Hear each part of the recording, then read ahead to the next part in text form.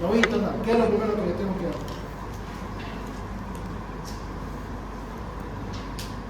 ¿Vamos a ver?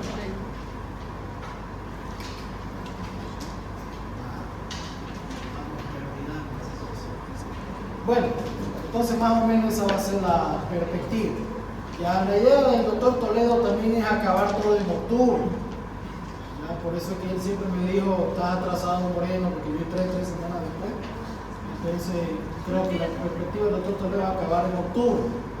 El final va a ser multigrupo, que quiere decir que los otros, yo no lo voy a hacer el examen, lo va a hacer el doctor Toledo y el doctor Natarilla. Ahí si quieren hagan su mafia de copio, porque yo no lo voy a hacer el examen. Yo no lo voy a controlar, o sea, lo voy a controlar acá, pero yo no voy a decir, bueno, entre la mitad, la otra mitad, no, todo va a entrar. Ahí si quieren hagan su mafia, pero hasta nefrología ustedes son míos, así que conmigo no hay putilla, ya saben. ¿Ya? Ahora, usted dirá, pero doctor, ¿va a preguntar uno? En el examen más que seguro que van a venir preguntas de uro, pero no les voy a exigir a ustedes que la respondan, ¿ya? Y si hay alguna pregunta, digamos, que no coincide con lo que he enseñado, tampoco lo voy a tomar en cuenta, ¿ya?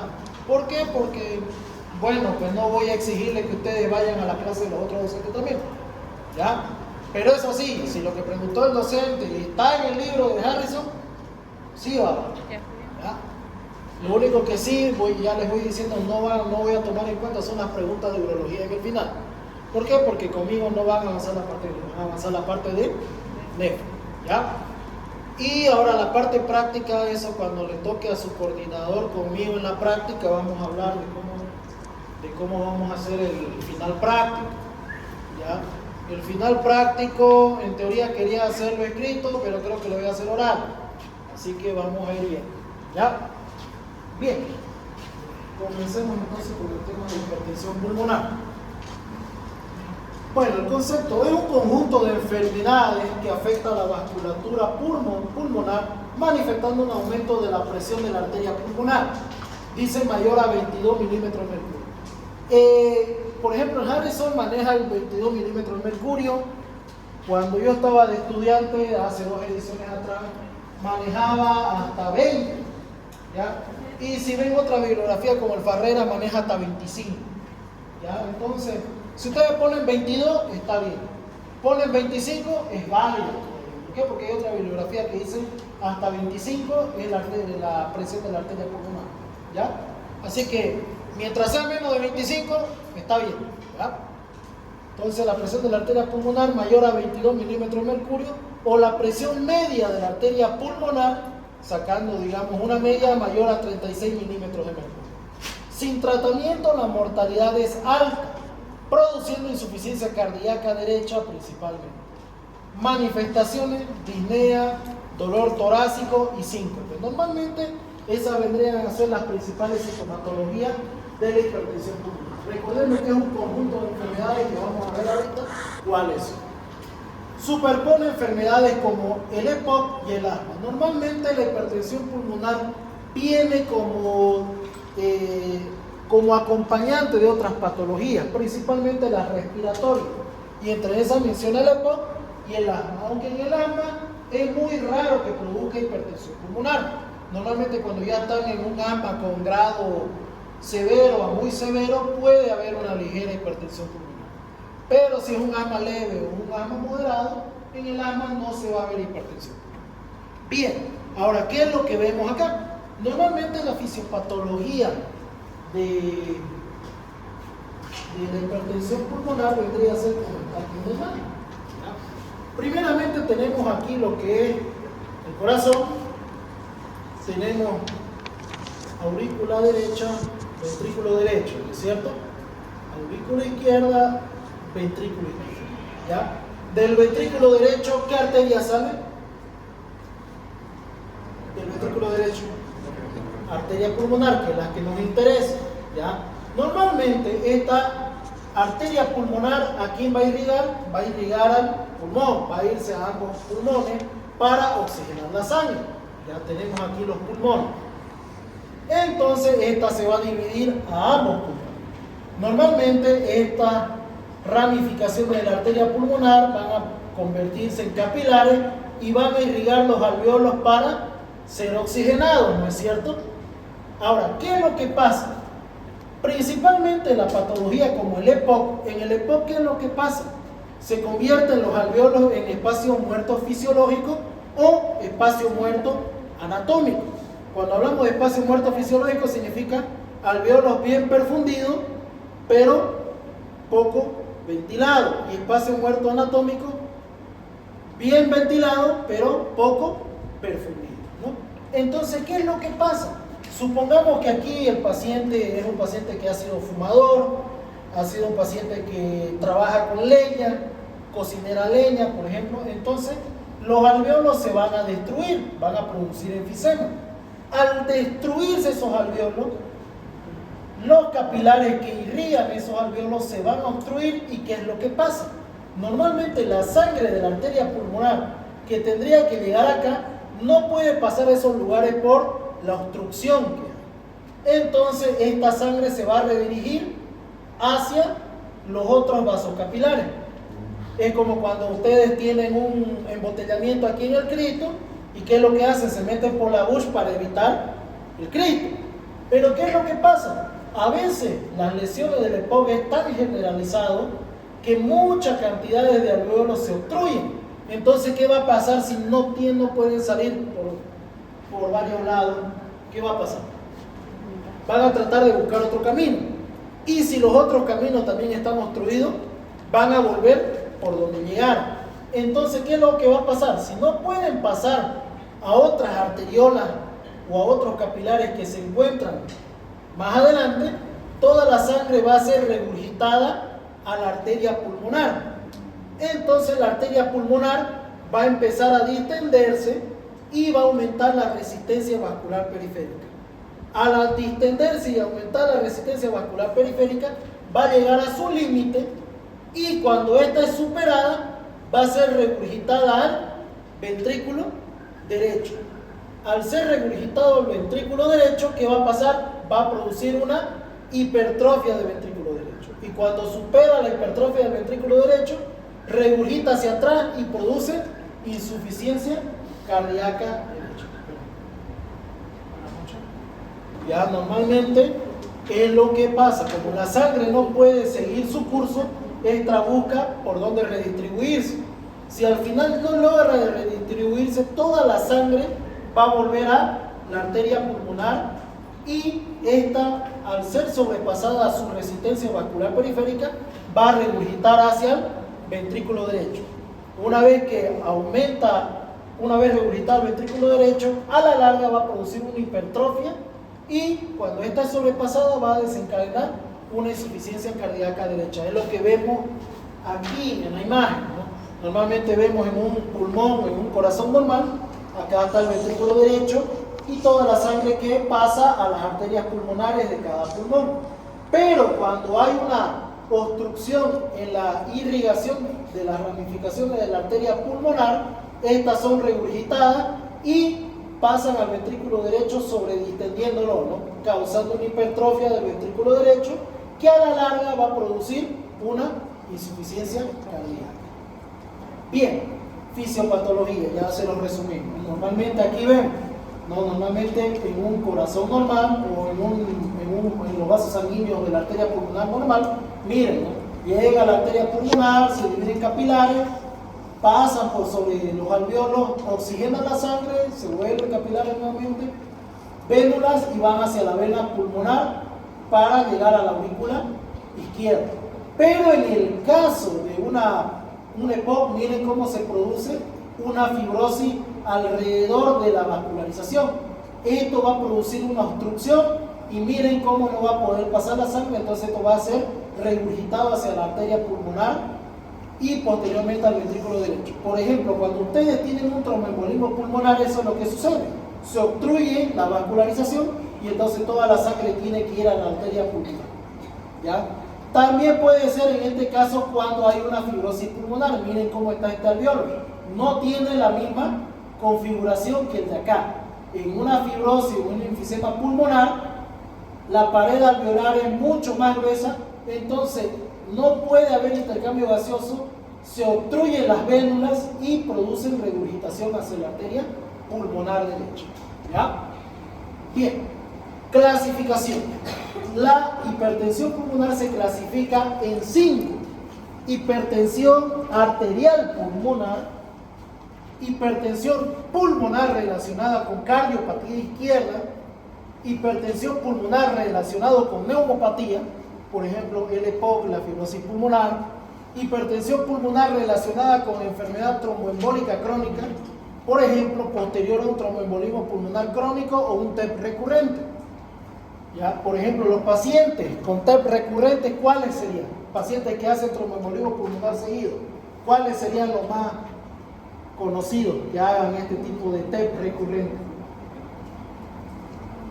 Los pacientes con cáncer, ¿no?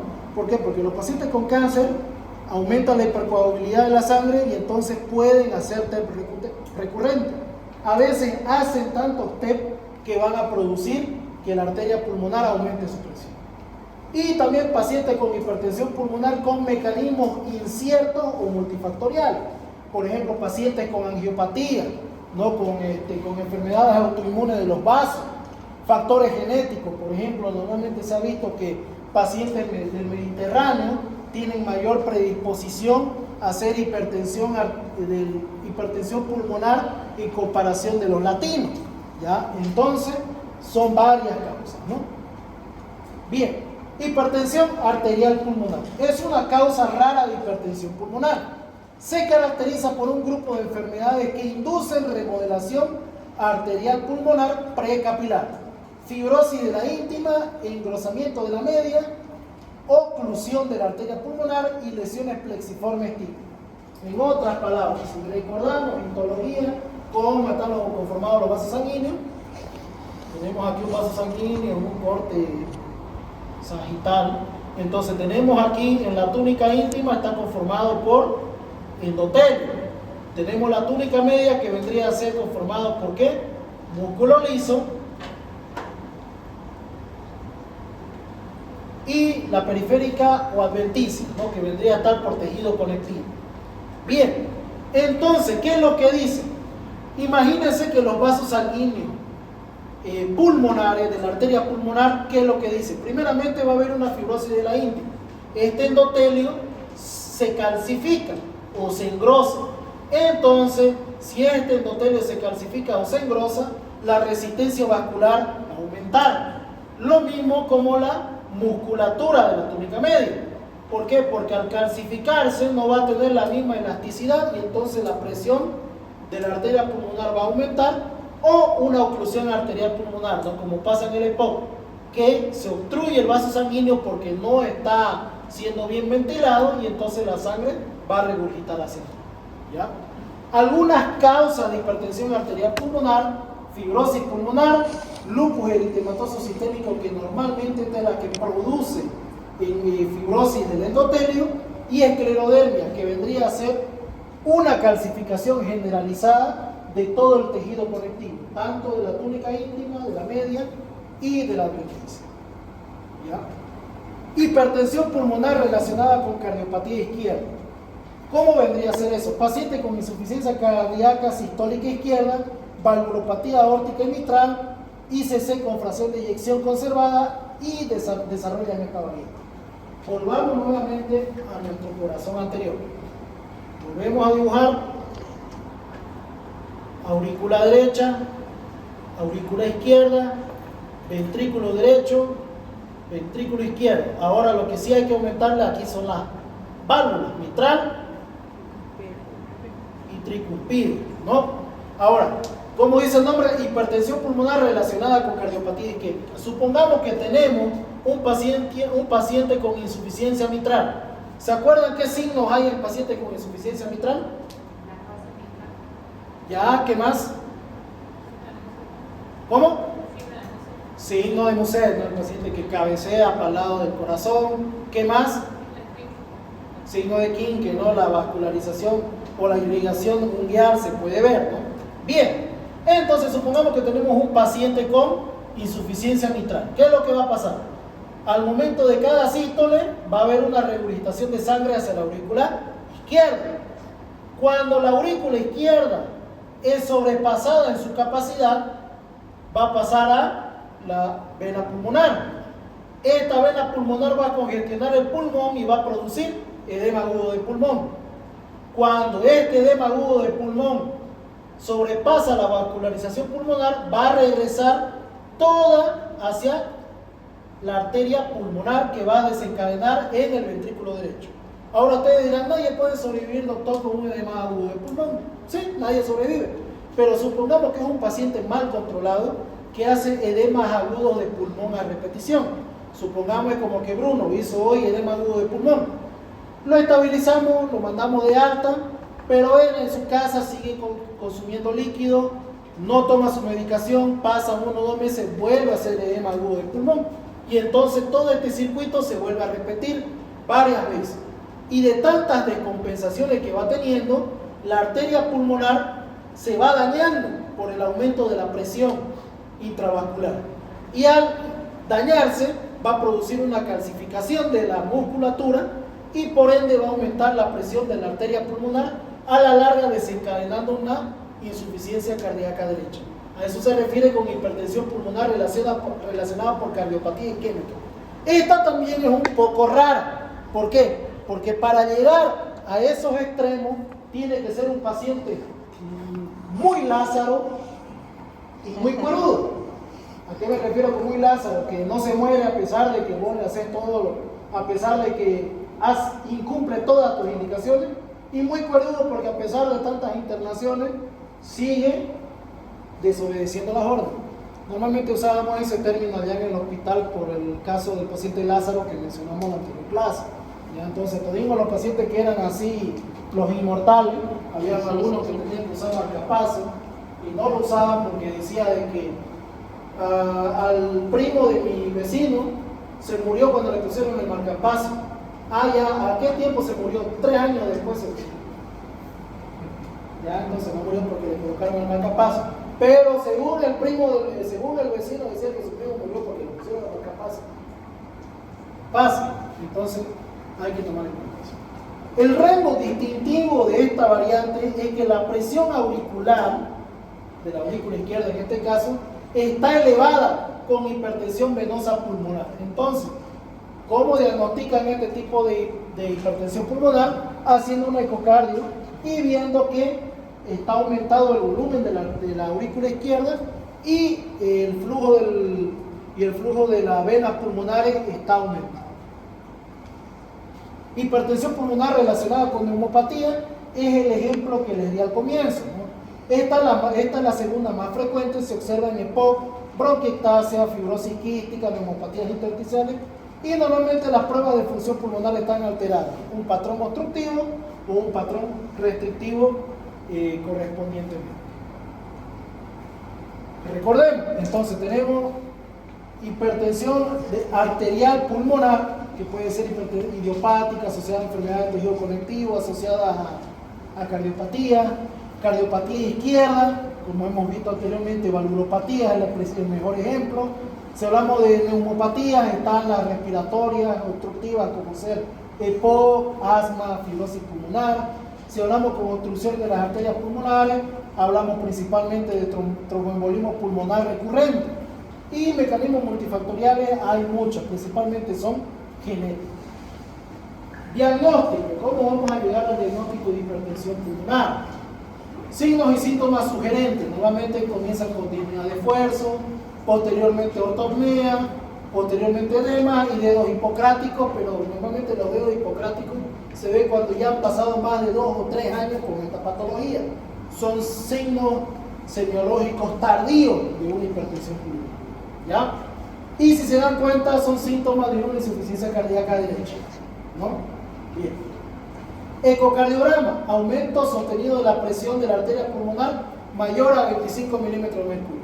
Si ustedes agarran un ecocardiograma, dice presión de la arteria pulmonar 30 milímetros de mercurio, entonces significa que hay hipertensión pulmonar. Por eso, en los pacientes con fibrosis pulmonar, pacientes con EPOC, siempre tienen que solicitar un ecocardiograma para ver si no está produciendo hipertensión pulmonar. ¿Por qué? Porque a la larga va a desencadenar una insuficiencia cardíaca derecha, por más que no tenga cardiopatía, ¿ya? Por ejemplo, tengo un paciente con fibrosis pulmonar que estoy viendo a domicilio. Este año me ha tocado fibrosis pulmonar a noche, hemos visto como unas 3, ¿ya? Entonces, ¿qué es lo que pasa con este paciente? Nunca le dieron tratamiento para fibrosis pulmonar, le dijeron esto ya es terminal y lo dejaron ahí. No le avisaron a la familia que, bueno, a este paciente hay que darle oxígeno domiciliario 16 horas al día para evitar de que sobrefuerza el corazón por la oxigenación deficiente que tiene, y a la larga esto, al dejar de sobreforzar al corazón, se evita la hipertensión pulmonar. Estuvo así casi 7 años viviendo en su casa hasta que le llamaron, porque aparte que tosía, veía bultos y sentía que le hablaban susurros en la noche. Y bueno, él estaba haciendo lo que dicen un delirio orgánico. ¿Qué quiere decir? Estaba delirando por hipoxemia, porque le hicimos una gasometría y tenía una PO2 de 45 y tenía una saturación de 53%. O sea, era más aire, tenía un pescado que el pobre señor. Y así estuvo viviendo durante 7 años. Entonces, ¿qué es lo que hicimos? Primer tratamiento, hay que dejar de hacer sufrir a la arteria pulmonar. Para dejar de hacer sufrir a la arteria pulmonar tenemos que hacer que el corazón repose. Entonces le comenzamos oxígeno domiciliario, con eso disminuye la frecuencia cardíaca, con eso disminuye el flujo sanguíneo de la arteria pulmonar, con eso disminuye la presión de la arteria pulmonar, ¿no? Entonces el paciente fue estabilizándose un poco. Llamamos al cardiólogo, le hizo un ecocardiograma y salía con una presión de la arteria pulmonar de 35. O sea, estaba en una hipertensión pulmonar. Y bueno, ya el cardiólogo le dio su tratamiento, que es la famosa pastilla azul. Pregúntenle a su compañero qué es. ¿Ya? Bien, electrocardiograma. ¿Qué van a ver?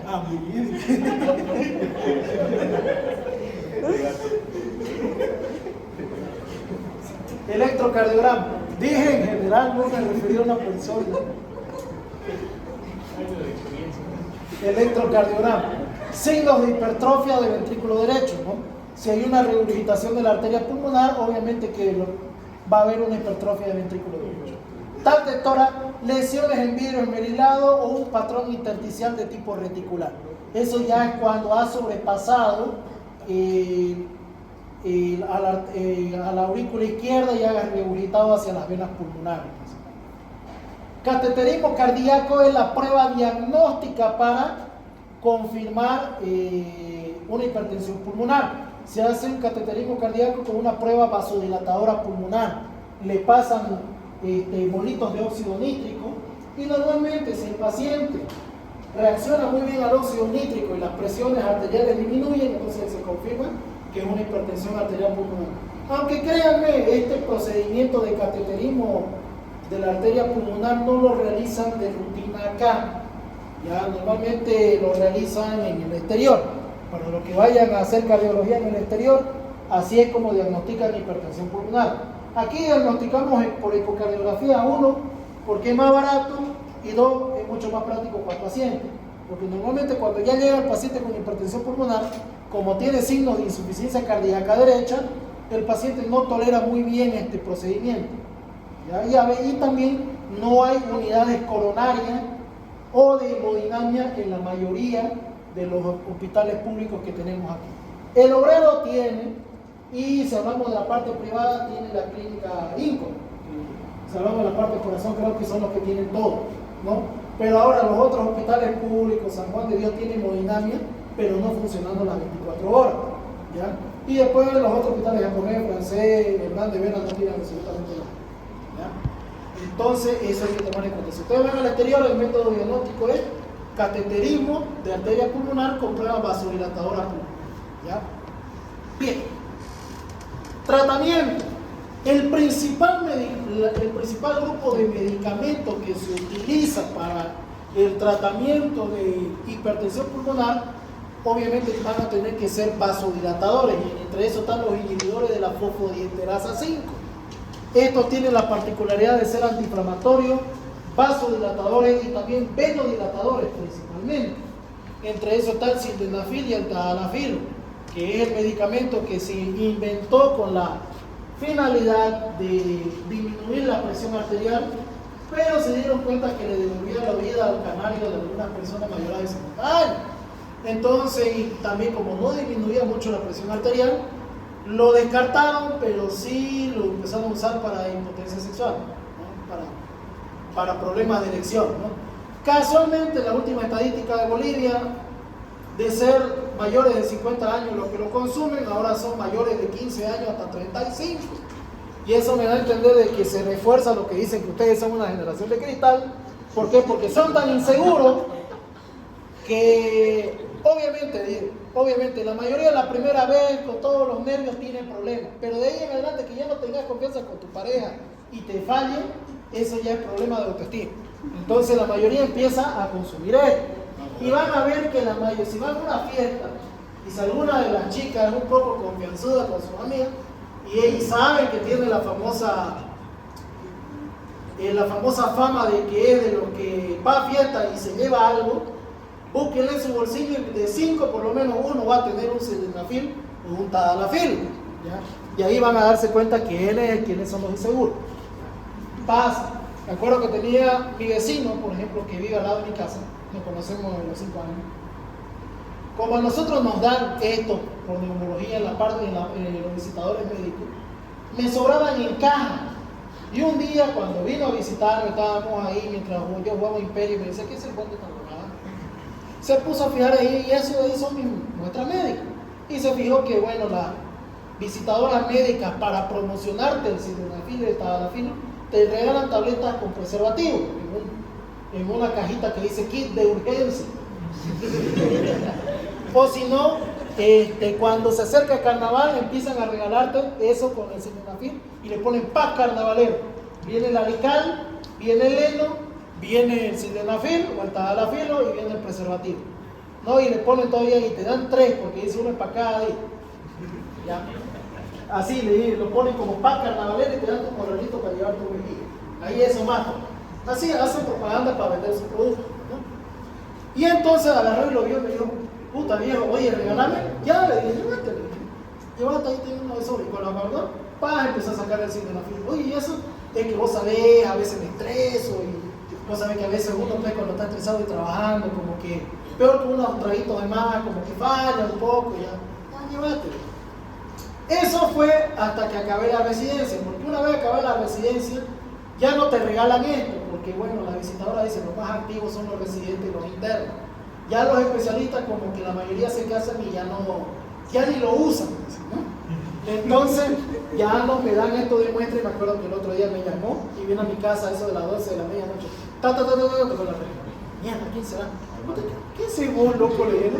Viejo, necesito tu kit de urgencia, urgente. Me salió una en la última fiesta, o sea, se vino, porque él se encarga de grabar fiestas y todo lo demás, y parece que le salió una de por ahí. Y yo le dije, no, yo no tengo, en serio, cojudo, no me jodas, no tengo, ya no me dan, ¿no? Y no me la creyó tal, abrí la raya, no, busqué mi cuarto y se puso a buscar ahí como loco. No, pidió mierda, me ha fallado. No sé, pues ya no es mi problema que ya estoy muerto.